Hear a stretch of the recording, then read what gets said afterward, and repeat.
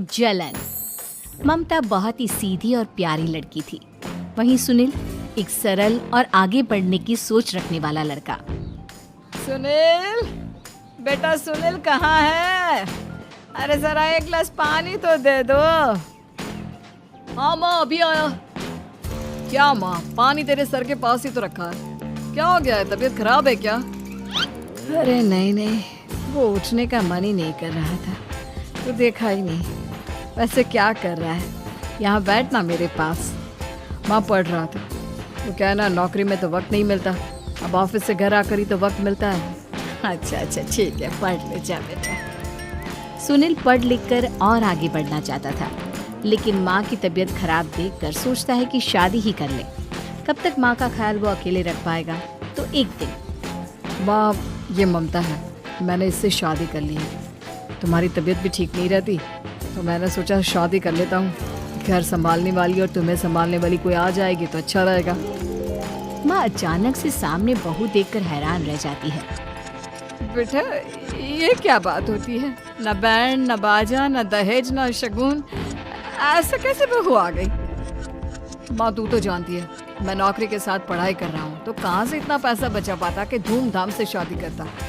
वैसे भी माँ, लोग तो आकर खाकर निकल जाएंगे, इसलिए बस वैसे ही।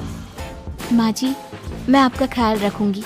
वैसे भी ये आगे की पढ़ाई कर रहे हैं, अच्छा कुछ कर गए तो सबके दिन फिर से अच्छे आ जाएंगी। सास को ममता की बात ठीक तो लगती है, लेकिन मन में कहीं ना कहीं लगता है कि कहीं बहू बेटी को लेकर फुर्र ना हो जाए और फिर तो वो रह जाएगी अकेली।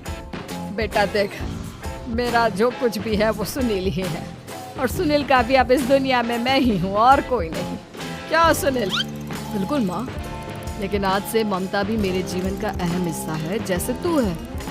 सास को बड़ा बुरा लगता है कि उसकी सल्तनत में कोई और हिस्सेदार कैसे हो सकता है।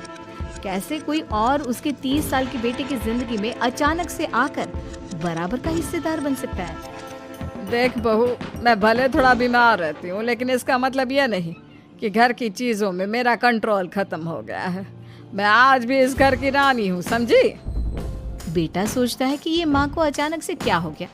कल तक जो माँ कहती थी कि जिंदगी का कोई भरोसा नहीं, वो अचानक से जंग के मैदान की झांसी की रानी कैसे बन गई? माँ क्या हो गया है? सब ठीक है ना? अचानक कैसी बात कर रही हो? ममता का आज पहला दिन है, स्वागत करो उसका। आसपास की आंटियों को बुलाओ, नई दुल्हन की मुंह दिखाए करवाओ। खैर, सास होने का फर्ज निभाती है और बाद में एक सहेली के साथ बाहर निकल जाती है। क्यों री बताया नहीं कि बेटे का ब्याह कर रही हो? वैसे तो सारा दिन हम ही में घुसी रहती हो। अरे मुझे भी तभी पता चला, मुँह अचानक सर पर लेकर आ गया। कहता है बहू है माँ तुम्हारी। अब इसको भी इतना ही मैं प्यार करता हूँ जितना तुझे करता हूँ। लो जी, ये क्या बात होगी? क्यों इतना प्यार करता है? अरे माँ का प्यार तो ज्यादा होता है। अब उसको तो कोई दूसरा पति मिल सकता है, लेकिन तुम ही बताओ, क्या माँ की ममता किसी और की हो सकती है? ना जी ना, बेटे को समझाओ ये बात। अरे क्या समझाऊं, मुझे तो खुद ही समझ में नहीं आ रहा कि क्या हो रहा है। जो बेटा कल तक माँ माँ करता था, अचानक से बीवी बीवी का राग आलाप रहा है। देखा, उसकी बीवी ना सुंदर और जवान है।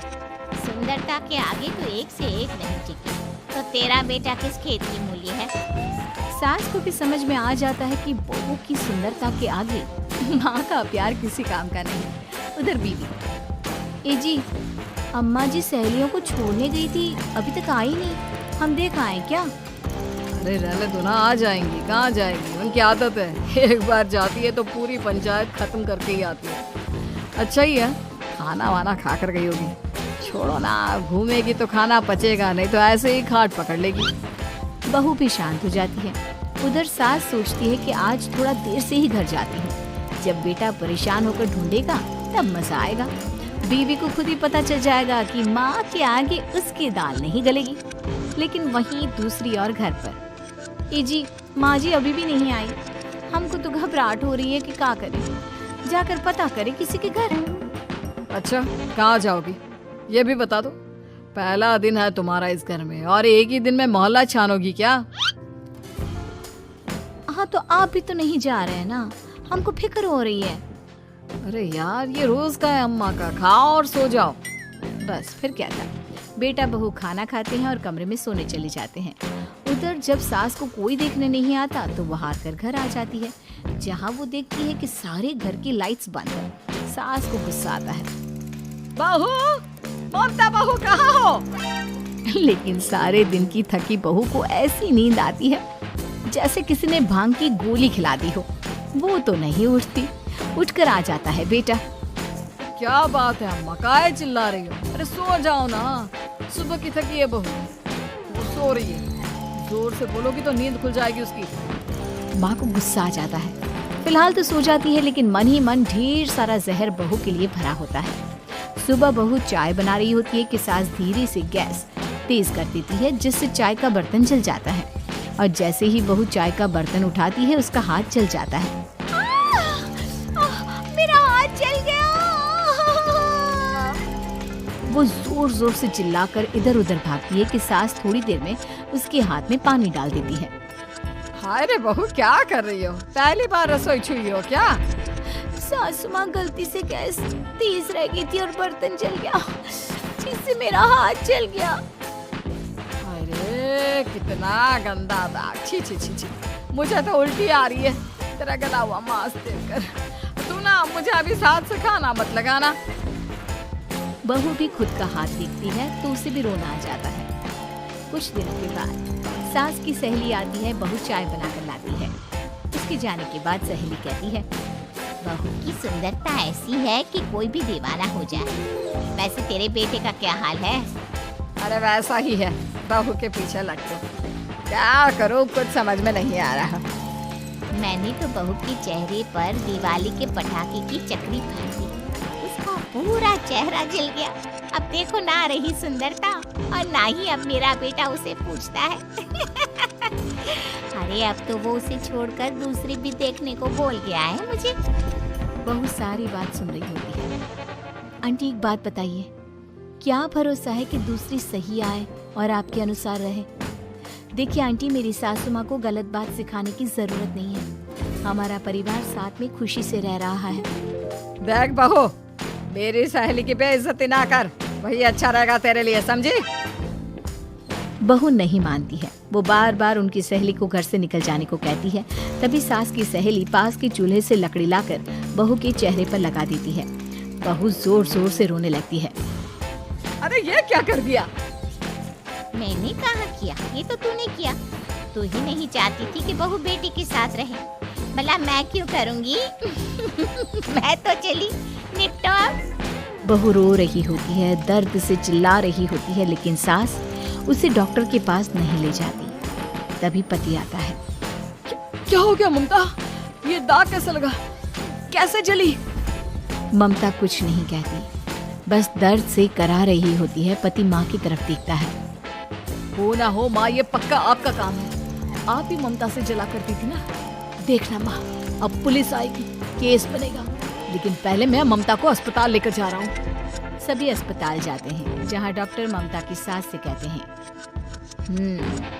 आपने तो नहीं जलाया ना बहू को? अब ममता की सास के तो पसीने छूट रहे होते हैं। वो घबरा कर कहती है, ना ना डॉक्टर साहब, कैसी बात करते हैं? हम क्या जलाएंगे अपनी बहू को?